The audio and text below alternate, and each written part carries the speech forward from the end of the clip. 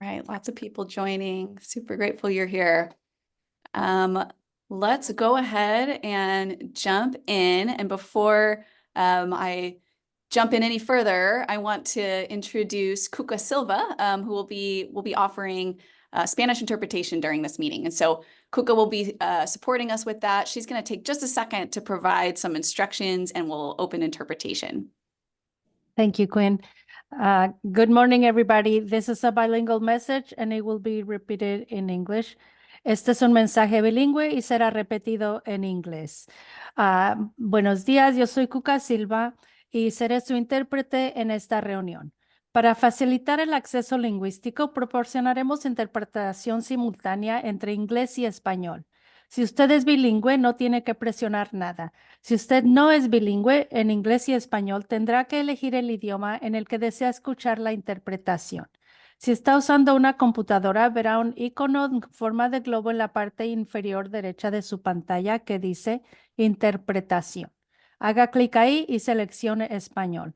Si está usando la aplicación de Zoom en un iPad o el teléfono, busque el menú de 3 puntos en la parte superior de su pantalla, haga clic en Interpretación de idiomas y elija Español. Y por último, finalizar. Les recordamos a los oradores que hablen en una a la vez y a un paso moderado. Hello, I'm Cuca Silva, and I will be your interpreter for this meeting. In order to provide language access, we will be providing interpretation between English and Spanish. If you are bilingual, you do not have to press anything. If you are not bilingual in English and Spanish, you will have to select the language that you want to hear the interpretation in. If you're on a PC or laptop, look for the globe icon at the bottom right that says Interpretation and select English.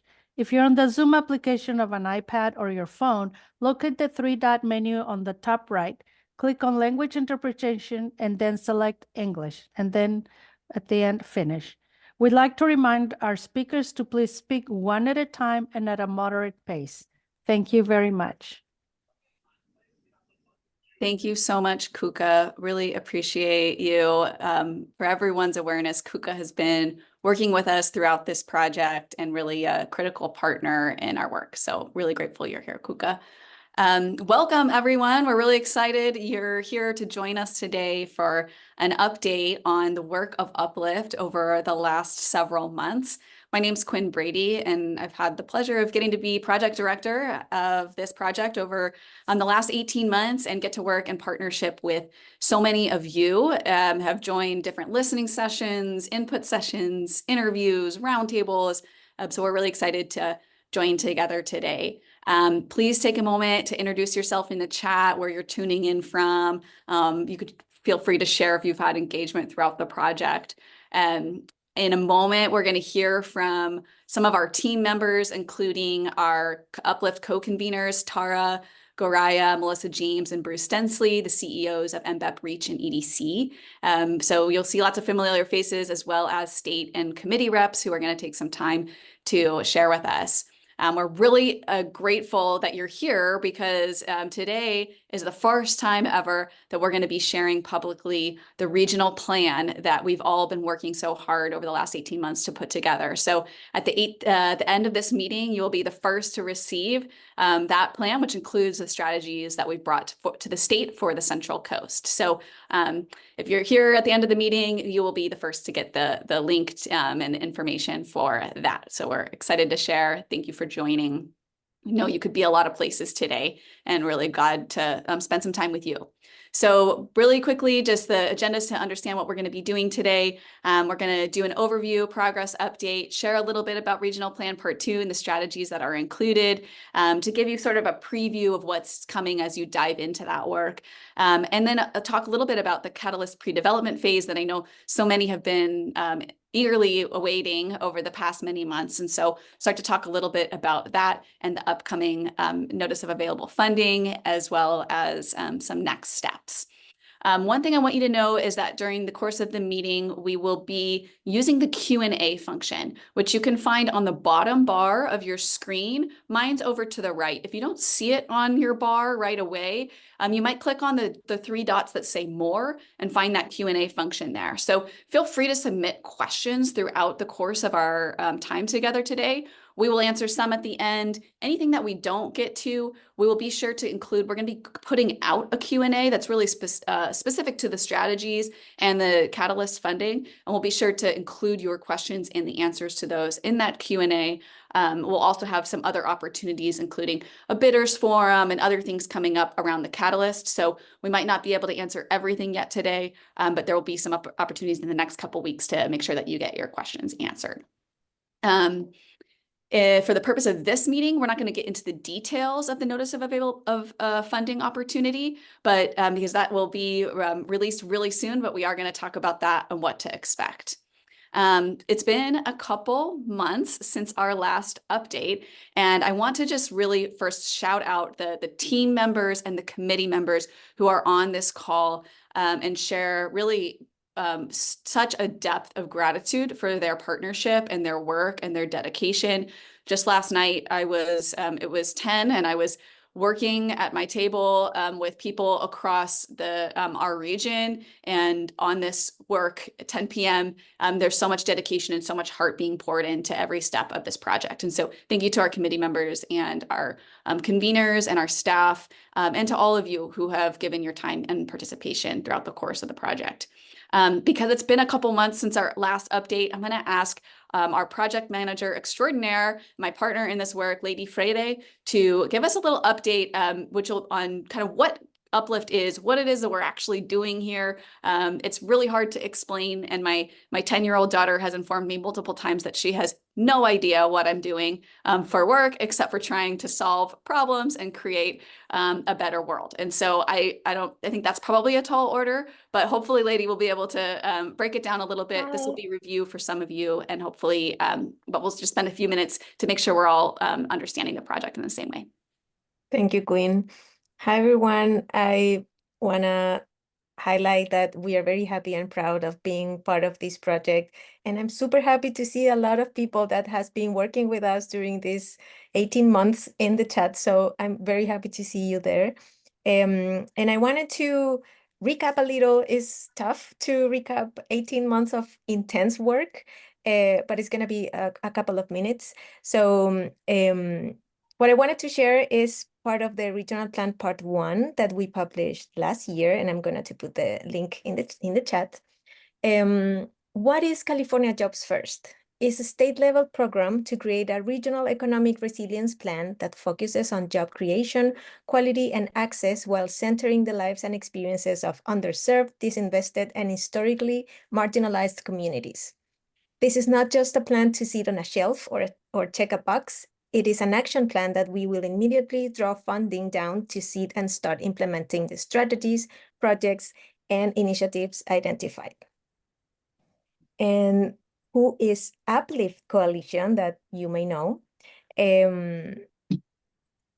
is the organization that came together to deliver the planning component of the California Jobs First for the Central Coast region. So we are working together, MBEP, REACH, and EDC, and serving the 6-county region, Santa Cruz, San Benito, Monterrey, San Luis Obispo, Santa Barbara, and Ventura. And while I name them, I can see all the people that we work with during these months. Uplift has conducted extensive and deep community engagement and research to inform our plan to prioritize access to high-quality jobs, especially for disinvested communities. And soon we will be identifying investment opportunities to help bring our plan to life.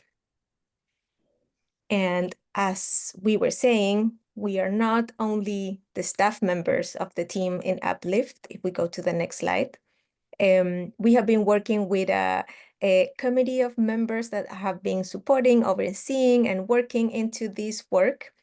We have the vision and steering committees. And today we are pleased to have our vision committee member, Andrea, and she wants to share about what was being the role of these committees in the Uplift work. Welcome, Andrea. Thank you, Lady, and welcome everyone this morning. I want to give a special welcome to members of our community who are here today, in addition to staff and Vision and Steering Committee members. So my name is Andrea Carlos Willie. I am the Impact and Resource Development Officer at Pajaro Valley Unified School District, which serves 15,000 incredible students centered in Watsonville, California. And I am also on the co-chair of the Equity Subcommittee of the K-16 Education Collaborative. So across our 6-county SURF, we have 2 very dynamic, highly and deeply funded initiatives that are driving equitable change in this moment. And this really is a historic moment. So being able to serve on the Vision Committee was an opportunity that I was very pleased to be brought forward to do. I am a child of the Central Coast. I was actually born and raised in Santa Barbara, California, and I moved up here to Northern California, to the Santa Cruz area to raise my 3 children. So for me, this is especially a beautiful sort of life journey work. I have worked in the domains of education and healthcare, human rights, bioethics, non-clinical hospital management, et cetera. So for me to be on this Vision Committee was an opportunity to bring forward a lot of sort of professional expertise, but additionally personal commitment. And what I will say is, as I joined and we began the initial work on Uplift, I was struck by how Uplift quickly prioritized and decided to fund and center the voices of our community in multiple languages through high integrity and trusted community-based organizations across the Central Coast. For those of you who know social justice and economic mobility movements, that is the way of the future, and we were pleased to be part of that work.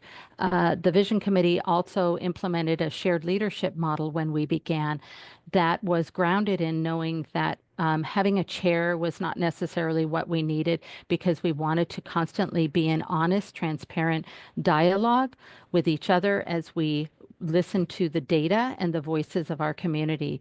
And so throughout that journey of developing Regional Plan Part 1 and 2, we remain committed to working together to deepen understanding of racial equity, systemic injustices, to build this strong network of community members, community leaders, organizational leaders, research and policy experts, driving new ways to promote equity and justice in the midst of increasing socio-political and cultural resistance. And my commitment, and those of some of my colleagues as well, and many of you on the call today, is possibly grounded in the fact that what we are doing in Uplift is long-term. We are engaged in economic prosperity, justice, movement making. And we build movements when we have complex conversations, we heal together, listening deeply, activating our community, and learning forward. And I believe that we can do that. And so at times we've had to hold each other's truths, we've had to navigate tensions, but we're always pushing forward for transformational change in a sustainable way. And I believe that this new opportunity and bounty of Catalyst funding will provide a unique opportunity to bring forward community-centric innovative projects that will demonstrate the best of the Central Coast strategic innovations to drive equity-aligned economic prosperity models. And when we drive this funding, we will see some shining examples of what our community has asked us to bring forward, and we hope to celebrate and elevate those at a state platform level, because the Central Coast is a very dynamic and unique place. We often see a lot of leadership and funding being driven to Bay Area, Central Valley, LA, and this is really a chance for the Central Coast to continue to elevate itself on the state platform around what we know and believe equity is for our disinvested communities. So I am thrilled that we have reached this moment to start to move funding out and know that it was grounded in community voices. Dora, thank you so much for that. I think you've essentially summarized the essence and the heart of what is Uplift and what our entire 6-county region is trying to do. So I want to thank you for that. And I am going to go briefly through the next set of slides that are, in essence, what you have just summarized, which is what is our North Star? How did we approach California jobs first? And where are we in this current a moment in time. Good morning, everybody. My name is Tara Graya. I'm the president and CEO of the Monterey Bay Economic Partnership, or MBEP. We serve the Tri-County region of Santa Cruz, San Benito, and Monterey in the northern central coast of the California Central Coastline. So we're very proud and very happy to reach this particular milestone, as Andrea has said, and Quinn, to echo their sentiment that we have spent the last 18 months trying to create an inclusive economic development plan that speaks to our full 6-county region, the region that is so beautiful, yet so diverse, and yet anchored in how do we drive equitable change and transformation. Currently, we are between stages 4 and 5. The final report, or regional plan part 2, is out today, as Quinn mentioned. But how did we get here? There was certainly a process that Uplift was very committed to and intentional about making a community and data-driven approach to California jobs first, because we really want to see, as Andrea mentioned, a long-term transformation on our coast. Uplift started by organizing our governance structure, including the vision and steering committee, who are representatives of different stakeholder groups across the entire 6-county region. We then led, community-informed research through listening sessions, roundtables, and really did a full deep dive into various data analyses and the full findings of that, which can be found in Regional Plan Part 1, many of whom on this call, I think, have had access to that. And those of you who are new, please do join us and review Regional Plan Part 1 that came out a couple of months ago, and today releasing Regional Plan Part 2. And you will find it to be not completely exhaustive, but certainly very informative, and making our attempt as a region to tell our story, our narrative, as we drive some investments forward. That said, our Northern Star really is, we define our North Star as Uplift, as the working at the intersection of economic opportunity, equity, and sustainability. Now, how did we really conduct community and industry engagement overview? On the next slide, as we mentioned, hearing from our community was a key element to Uplift's work. We employed a 3-pronged engagement process by having listening sessions. We also included well over 17 community-based organizations who were further subcontracted to assist with that. Roundtables with key industry leaders across sectors such as hospitality and tourism, agriculture, childcare, housing, among others, and one-on-one interviews with industry leaders to make sure that we really do have a fully inclusive plan that does speak to all that lives in our region.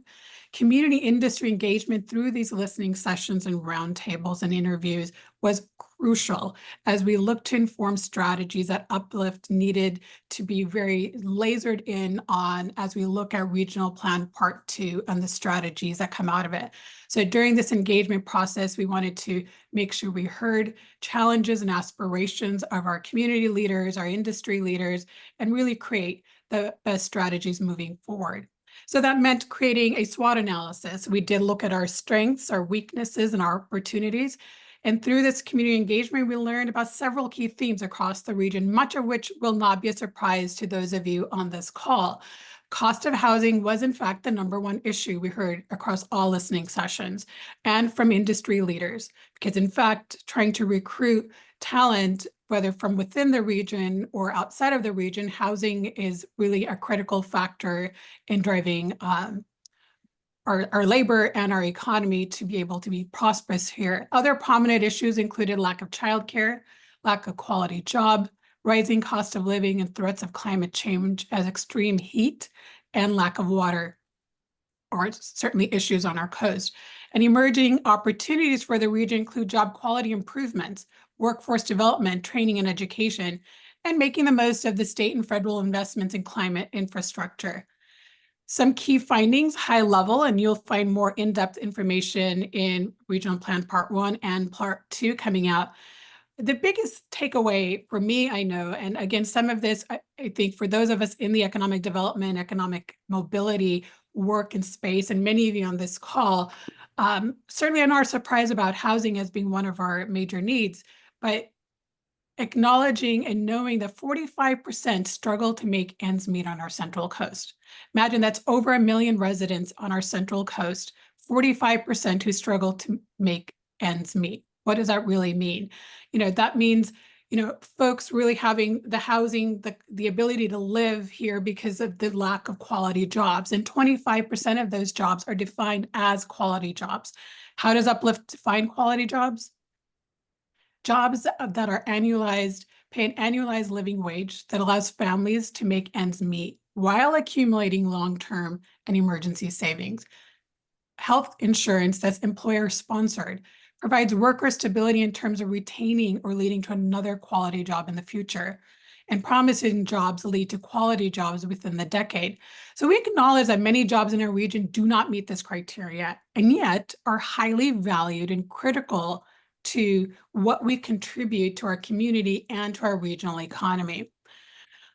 So how do we get to making sure that our 45% of our population does have access to quality jobs in the future? Some of our key, on the next slide, we also highlighted the chance of holding those quality jobs. So interestingly, the data also indicated that the chance of holding quality job varies significantly by industry, and the job quality also varies within the industry itself. This means that both job creation and workforce preparedness needs to be carefully targeted, and that there is an approach and that there is possibility that larger employees in the region, including ag and hospitality and tourism, offer, although a relatively small portion of quality jobs compared to other sectors, we can nevertheless support a pathway to more quality jobs in other industry areas. That said, what is our path forward? There will be more on this in the regional plan part 2, but the next slide does show the two-part pathway to more quality jobs. As I mentioned, we're certainly anchored by ag, hospitality, and tourism and healthcare. And we recognize and honor that those significant assets, and more information is detailed in the first plan. But there are, in fact, 2 significant pathways as we look to creating more quality jobs, and that is through precision manufacturing and advanced business services as outlined here. And we will go more in depth of what that looks like in Regional Plan Part 2. Sectors like ag and hospitality and tourism and healthcare, as I mentioned, are a large portion of Central Coast jobs. But given that they offer relatively little quality jobs, the emphasis will be on boosting the quality of these jobs, as well as examining methods and ways to expand on precision manufacturing and tradable sectors. So to that end, it's really exciting because we've had a milestone. Some of the information we have been reaffirmed from what we know, but now we supports what we've heard from the community and supports the data and research that we already had at our fingertips. That said, I am happy to pass it back to Quinn, who will go back into the regional plan part 2 in more depth. Thank you. Awesome. Thanks so much, Tara. So definitely encourage you to check out Regional Plan Part 1. There's a lot there. And there's also a data book on our website where you can manipulate the data by county, which I think is a really great tool for so much of the work that so many of your organizations are doing. And I'm just thrilled you're here. I just took the time while Tara was speaking to scroll the chat and really understand where people are coming from. And there's representation from all around our 6 counties and all different sectors. And that is really, I believe, represented in the work of Regional Plan Part 1 and in the work of Regional Plan Part 2, which we're really excited to preview right now and then share with you fully at the end of this call. So we're going to give you a bit of an overview of what to expect in the report ahead of sharing it. And I just want to remind you to use your Q&A function at the bottom of the screen, right-hand corner, if you have questions throughout the time we're talking, and we'll really use that to inform the Q&A that we put together and release in the next week or so. So Regional Plan Part 2 is structured to align with the state's requirements, starting with an introduction and the vision and goals for creating an equitable economy on the Central Coast, and then moving into the strategies that have been recommended and brought forward by the community, our committee, all of you. As required by the state, the strategy portion of our report is broken by target sector strategies, sector neutral strategies, economic mobility regional strategies, and community development strategies. One of the things that I really appreciate about the work of this team and all of those that informed this report is that we took time to really take space in the report and dive into the tensions that we encountered in bringing this work together. This includes the ambitious timeline that we were given from the state, differing priorities across the 6-county region, and really ongoing systemic oppression that is not without impact into all that we are doing. And so I'm really grateful that we have had so many people in this work with us really embracing the complexity of this endeavor, and appreciate that the community continues to acknowledge there's lots of different realities that produced tensions in this work, and that this work is different, as Andrea was saying, and that it's a really a big opportunity for collective impact. So continuing to really name those tensions, be aware of them, and not shy away from the uncomfortable parts of that as we also continue to deliver the work that we set out to do in partnership with the state. Melissa's going to dive into these sections and the strategies within them in just a couple more minutes. Next slide. We're really excited to announce, as I was sharing before, that we're releasing Regional Plan Part 2 to all of you that are on this call today at the end of this call. And in the next day or so, there will also be an executive summary that's a really more in-depth but broad overview. It's still 20 pages or so, whereas Regional Plan Part 2 is like 150. So we tried to condense some of that information and make it available in a way that you could take it to your elected officials, to funders, to really show and demonstrate the work as well as the priorities of the Central Coast region. We also have a community-facing summary that's coming that really speaks to the work that the community has done, what we heard from the community, and we're translating those documents into Spanish, as well as, actually, Andrea, who you heard from, helped us with this idea, verbal translations into Mixteco and Triqui for those who are not, using a written language. So all of that will be available in the coming week on our website. So some different versions of the report and the information to hopefully increase accessibility. So you'll be able to find that on our website. We'll share links as soon as those things continue to become available, and we'll share Regional Plan Part 2, the full report, at the end of this meeting. We really also encourage you to share these resources with your community, as we know there's lots of information that helps direct the priorities of the region in the coming months and years. Next slide. Thank you, Summer. So our strategy topics were broken down into 4 different sections: target sector strategies, economic mobility strategies, climate resilience through economic workforce strategies, as well as community development strategies. We're going to dive into kind of what lives within these buckets, but I just want to acknowledge before that there is really obviously a ton of intersectionality between all of these buckets, and there's really a lens of equity, sustainability, and economic opportunity through all of them. So even if one of the buckets isn't named climate, there's threads of climate work and threads of ensuring that there's equitable opportunities and accessible opportunities within all of these different bucket areas. So it's my pleasure now to pass to Melissa, who's going to take us a little more in depth. Great. Thanks so much, Quinn, and good morning, everyone. Melissa James, President and CEO of REACH. We serve the Central Coast, communities of San Luis Obispo and Santa Barbara counties, and today is a really exciting day to be here with each of you. I'm looking at the chat as well and know that many of you, this is not your first time being in a conversation about the future of the Central Coast and specifically within this project. So it's just a privilege to be here with you and what we have co-created together with so many different participants throughout the Central Coast region. And many of you have shown up with a tremendous amount of vision and passion and commitment and really thoughtful participation. So just really grateful for that. I have the opportunity to do a very quick flyby of the strategies that exist within this report.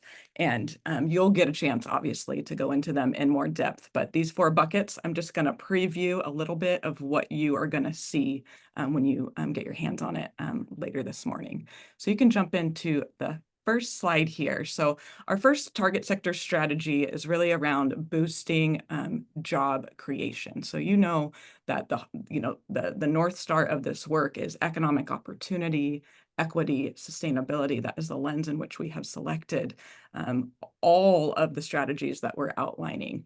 But where the two industries that have the most the strongest foothold in the Central Coast, have the most opportunity to create the types of jobs, quality jobs and promising jobs are in the industry sectors of precision manufacturing and advanced business services. Precision manufacturing across the Central Coast is about 15 billion or almost 15% of the region's exports and 35,000 jobs. And our goal would be to grow that opportunity for Central Coast residents. And in advanced business services, this accounts for about 8.7 billion or 8.6% of regional exports and about 61,000 regional jobs, just to kind of give you a picture of what that looks like. And as we think about these particular industries that have been identified as having the kind of opportunity that we want to create on the Central Coast, they have been identified and selected because they are industries that are accessible to those with less than a 4-year degree, and they're based on the analysis and weighing things like our regional competitiveness, concentration, innovation assets, talent base, and a variety of other factors. So you can kind of see here what some of those strategies look like. I think we can jump to the next slide. This is really just kind of pulling the lens out and looking at precision manufacturing and advanced business services and what is happening at the cross-section of these two industries and what we call autonomous systems. The autonomous systems as you can see, is a value chain, which is meaning very high value, technically advanced and exact products that can function independently and in different challenging environments. When we think about precision manufacturing, this is really the productions of goods that are manufactured, and it's really about how products are made. And when we think about advanced business services, it really centers on kind of the tech-oriented activities like software development and kind of custom computing design. But you can see within this that the application of kind of the subsectors of these industries, it has a lot of breadth. We're looking at things like electric motors and power electronics for semiconductors and advanced air mobility, software development, pharmaceuticals. There is a tremendous amount of breadth when we talk about precision manufacturing and advanced business services and the types of opportunities that can be unlocked for the Central Coast community. So that is kind of the first bucket. The second bucket is really around enhancing kind of job quality in some of the kind of anchor industries of healthcare and agriculture and hospitality and tourism. These are things that, as you can see, looking at things like expanding pathways into quality jobs, really developing workforce pipeline training and awareness. When you think of agriculture, this is a tremendous legacy industry on the Central Coast, and we have so many different innovation assets. And how do we start to link and leverage those things to create more promising and quality jobs, and thinking about the ag tech sector.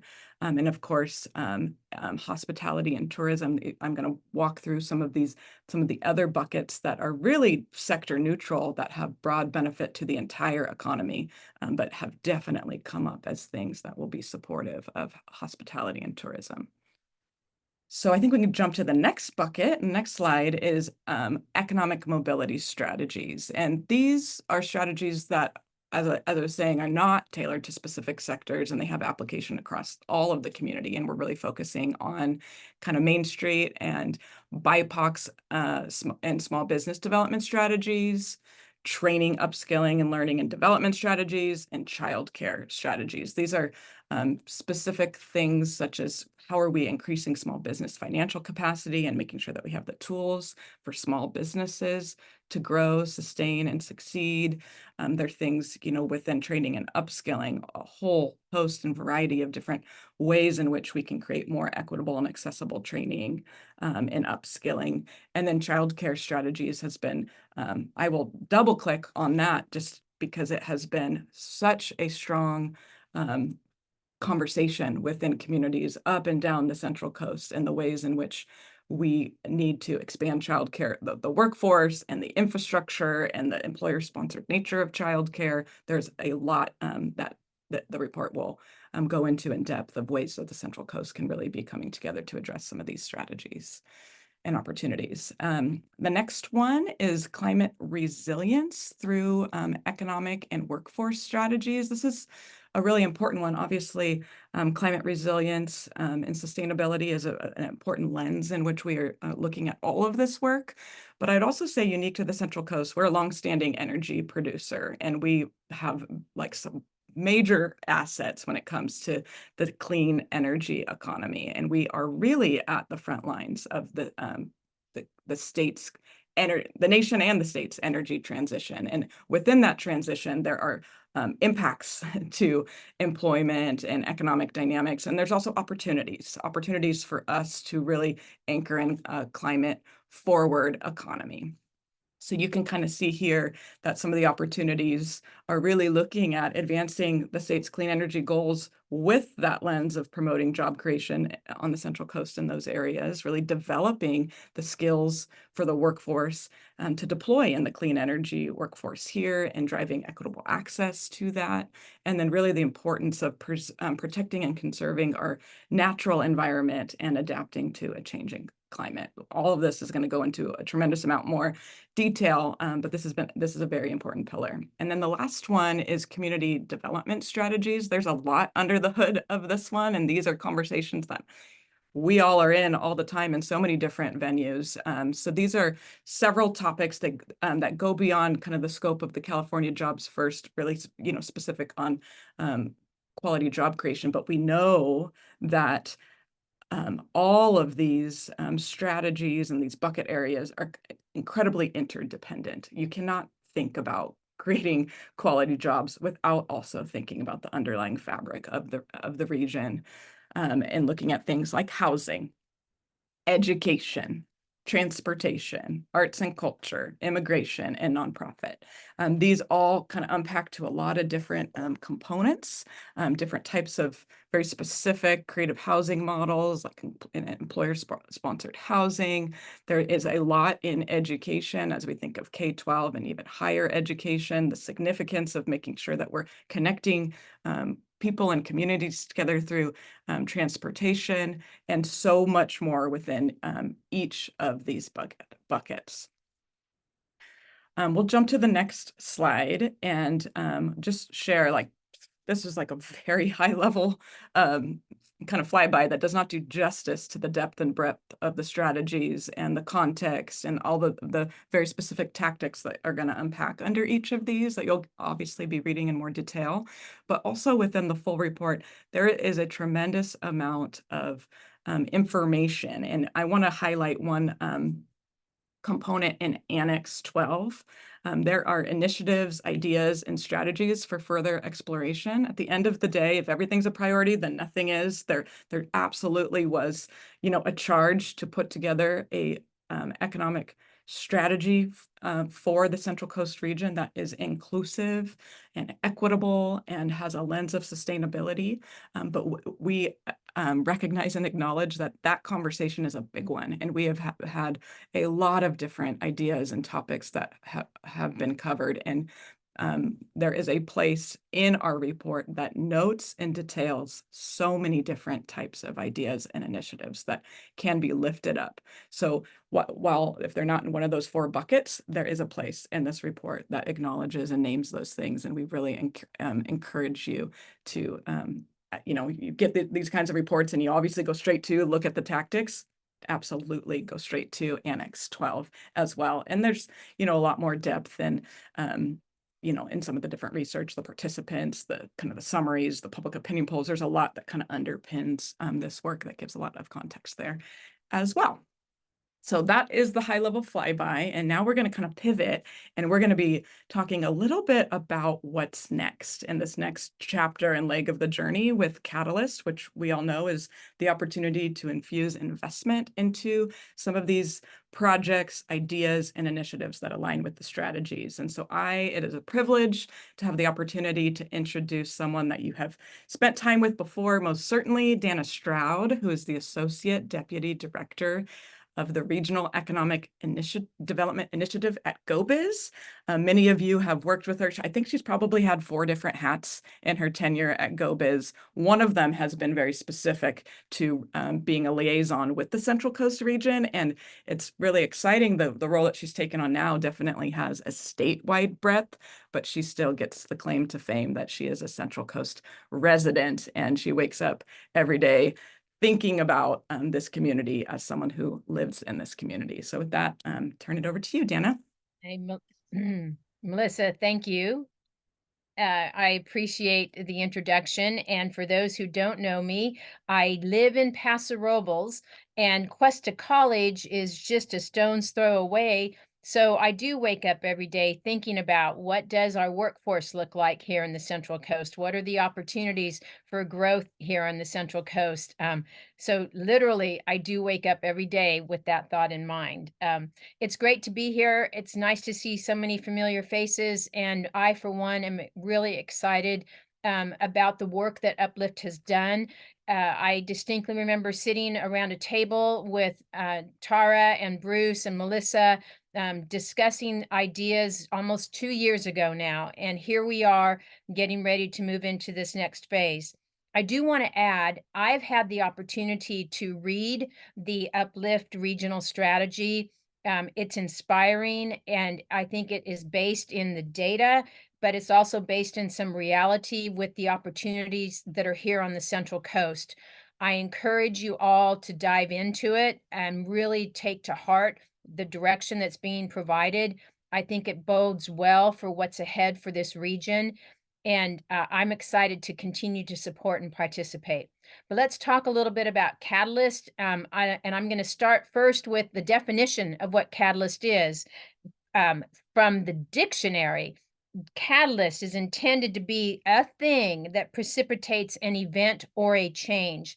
And thereby, we gave the name Catalyst to this particular program because it stems from almost 2 years ago when, under the California Jobs First initiative, we opened up the Economic Development Pilot Program, and we solicited projects for pre-development work so that we could get some implementation funding out the door sooner rather than later.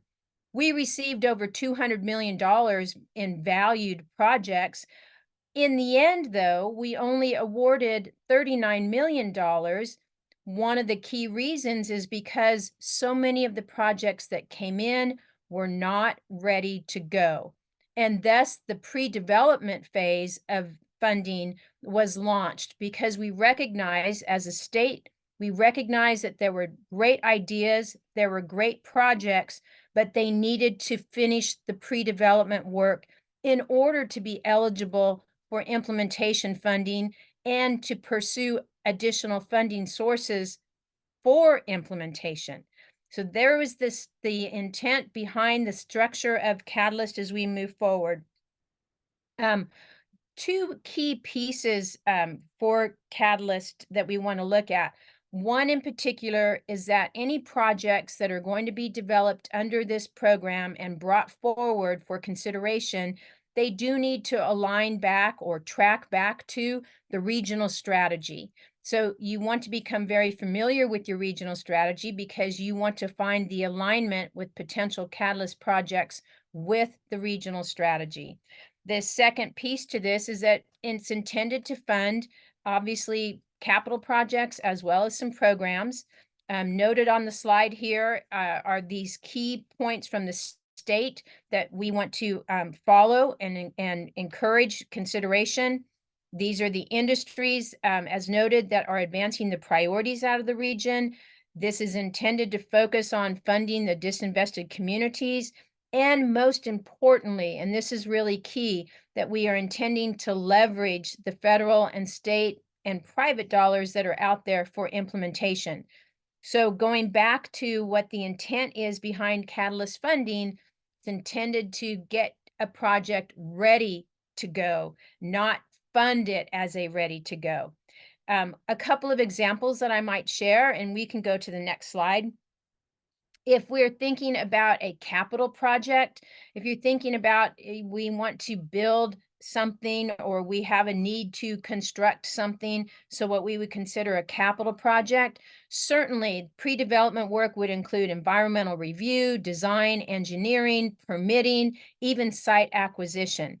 What it doesn't intend to fund is the long-term operations of said capital project. And for a very specific reason, is that this funding for Catalyst does expire. So you look at this as you can do all the pre-development work to get it ready to go find the funding for implementation.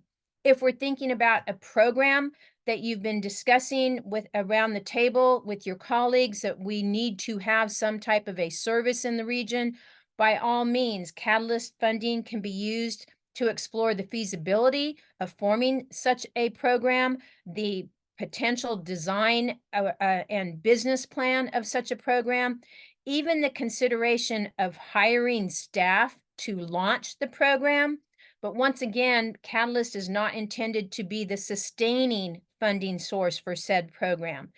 So look at this as the intent to make a change and or precipitate the change, get a project ready to go, and then go search for and find additional funding for that eventual implementation. A reminder, Catalyst criteria is being established at the local level, at the regional level. The state will certainly be interested in what those projects look like, but in the end, it will be funding will be awarded at that regional level, not through the state. Bruce, I think I've covered what we need to cover as it relates to Catalyst, and certainly happy to answer any questions that we may have relative to what we mean by Catalyst. Thank you very much. Thank you all. Dana, it's fantastic to have you and the state as a partner on this. And of course, thrilled that you happen to live on the Central Coast as well. Partners like that are invaluable. My role is just to cover a couple of slides relating to this whole idea of Catalyst funding. And you see it on the slide here. There we are. Want to really cut through in a couple of minutes sort of the basics here of what we're looking at. First, we're calling it a NOFO. Apologies for another acronym, a Notice of Funding Opportunity. Some might call it an RFP, but we thought NOFO more adequately described it. So several stages. So first, I'll let you know in the next slide a little bit of the timeline. But this will be released next week, October 1. The NOFO will go out. The first step is this notion of a letter of intent. We want to make sure that we're getting the input from community members who are interested in receiving or getting access to this $9 million, which we will collectively in partnership with REACH and MBEP be distributing. And sorry, I skipped over my introduction. Bruce Densley, President and CEO, Economic Development Collaborative. Thrilled to be a partner with who we've already met. Quinn, of course, our leader on this, and Melissa James and Tara Garaya at REACH and MBEP. And we're on the lower side, the southern side of the 6 counties, Ventura and Santa Barbara, but thrilled to be a part of this entire region.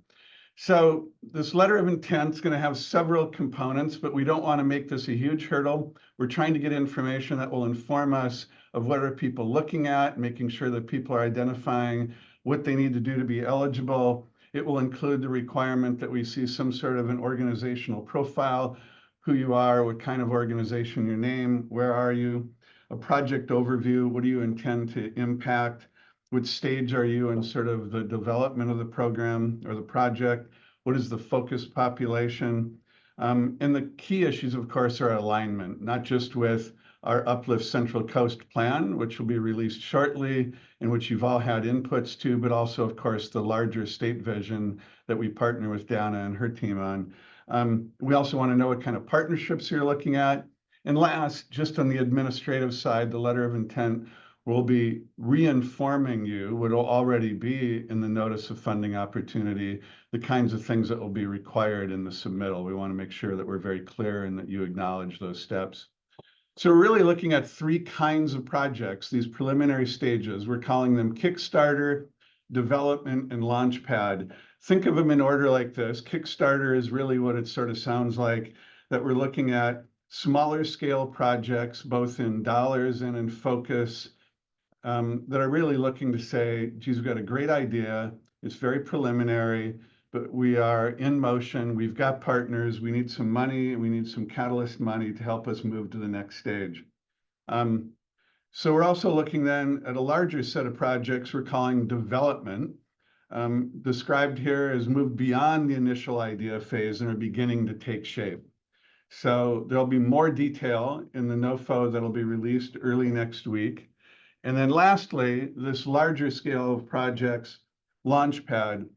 These are really trying to move to scale, regional impact, have done some feasibility, have done a lot of the preliminary work. While they're still pre-development, as Dana described, they're further along and they're really up to scale, big partnerships, big impact, big vision. You'll see all those coming out, but there will also be, of course, a bidders forum shortly after we put all of this out. There will be lots of process for question and answer, FAQs going out based on what kind of questions and information are being requested of us. But we'll be a partner in technical assistance, making sure that we're supporting applicants in getting through the process best as possible. Go ahead, next slide, please. So here is the timeline. We've been giving you timelines for a couple of years now. What I'm thrilled about is we're actually moving now from getting all of your incredible inputs, all the community engagement, all the listening sessions, all of the data. We've put that together in a plan that is informed by values, by principles, but now we're really looking at the opportunity to put $9 million into practice, into investment, into transformation. That announcement of upcoming notice is already out back a couple of weeks ago. Next week on October 1, we'll release the notice of funding opportunity. About the middle of October, 15, 16, 17, somewhere in there, I don't have an exact date, keep your eyes open, the letters of intent will be due. That's a fairly quick turnaround, we acknowledge, a couple of weeks. But again, we're looking at about one page, who you are, what do you envision that you're trying to do, give us an idea of who you are, what category you're in, and making sure that you are identifying how you meet the eligibility requirements. You will be given a notification to apply. So the letters of intent are obligatory. You cannot pass go without submitting a letter of intent. We'll get those and then we'll reply to you around the end of October, giving you a notification as an organization to go ahead and apply for funding. The applications will be due a good 6 weeks later, give or take, in the middle of December. Enough time, there'll be bidders conference, there'll be opportunity to get more interaction, more input, or more information from us. And we anticipated awarding contracts, grants contracts, mid-January. A lot of steps in there, a lot of interaction, a lot of engagement, but we're thrilled finally. Before I turn it over to Quinn, just to reemphasize, we're now moving from the process of getting all this incredible input, all this incredible engagement, participation, vision, stakeholder involvement, trying to do our best to turn that into principles and values, and in a material way into funding contracts to make transformational investments on the Central Coast. I'd be happy to turn it over back to Quinn. Thanks so much, Bruce. And thank you all for kind of sticking with us as we dive into the details a little bit of strategies and Catalyst. We're super excited to share with you the full NOFO, the Notice of the Opportunity for Funding, and we're just going to refer to it as NOFO. It's kind of fun to say. We decided more fun than RFP. So we will be sharing that. Our plan is October 1st. So we're really excited to see somebody just put in the chat how this funding catalyzes work for the Central Coast. And as Andrea really spoke to, continues to forward motion the work that we've been doing together over the last 18 months, and what that will look like over the next 18, in solidifying our collective impact and our movement together. And we just really want you to know that as you apply and hopefully potentially receive funding, for those who do receive funding from Catalyst, that you're really going to be coming into a family and into a movement and into work that we're really excited to be opening our arms and bringing more people into the collective work that we have been doing. It's not just receiving funding, it's really getting to be a part of something and a part of a movement. And honestly, a really, really great community of people that have, I now get to call friends and co-collaborators and co-creators. With that, I'm gonna give a few last kind of actions and things that you're gonna see from us. You will see right now, actually, I'm going to go ahead and put Regional Plan Part 2 in the chat for all of you to open this document and be able to get a full in-depth preview of the report, as well as the executive summaries and the community summaries. We encourage you to share that out with your community. And chatting to the waiting room, so let me try again. There you go. We be also on the lookout next week for the NOFO that will be coming. We anticipate October 1st. Oh, thanks, lady, also putting it in the chat. And so there will be lots of dates there. And as you have questions, there's also going to be a form for you to ask us questions. We are here to support you through that process of looking at the NOFO, of the letter of intent, of the application. It is our biggest hope to make this really successful for Uplift, for the 6 counties, for all of you, bringing really catalytic, community-focused, change-making work forward in this next phase of work. So we are here to partner with you as we go forward, and really excited about all of the next steps. So with that, thank you so much for joining us today, for being here, for being with us in this process. This meeting has been recorded and will be posted on our website along with the deck. Yes, thank you. We'll share that online. And then we are going to use any of the questions that came in, anything that we haven't answered directly to you, we'll be making sure are included in the Q&A packet as well. Thank you all so much for joining. Really appreciate you.